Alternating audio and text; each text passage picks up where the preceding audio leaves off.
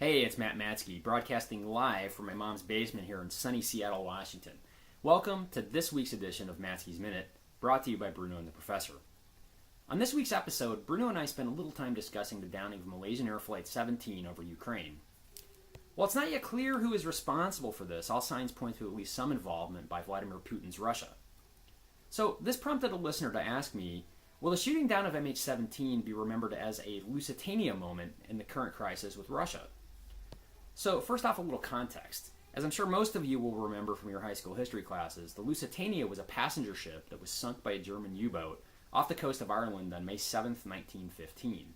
128 Americans died in the attack, and it's widely regarded as a turning point in American foreign policy during World War I, ultimately leading the American public to abandon their traditional isolationism and support direct American intervention in the war.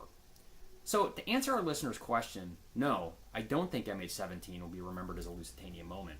At least, not in the sense that it will lead to direct U.S. involvement in Russia's proxy war in Ukraine.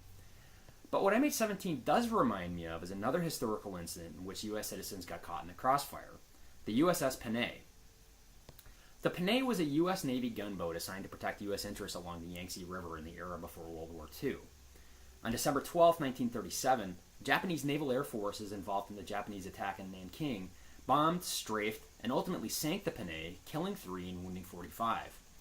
Later, it was revealed that in spite of Japanese protestations to the contrary, their aircraft were actually operating under orders to attack any ships in the Yangtze upriver from Nanking, including the Panay. And while the Japanese government did eventually issue an apology and pay reparations, the Panay incident stoked the general sentiment of distrust for the Japanese prevalent in the Roosevelt government, and was part of the chain of events that led first to the U.S. imposing severe trade sanctions on Japan, and ultimately to war. So, that's the foreign policy challenge presented by MH17. If President Obama escalates sanctions on Putin's Russia too far, there's a danger that this will only fuel the paranoia and the czar complex that led him to this proxy war in the first place. It's a tough situation for any president to manage, and it's on days like this that I'm glad I'm comfy here on my mom's couch, getting ready to watch another episode of Orange is the New Black, instead of figuring out how to deal with the world's most dangerous megalomaniac.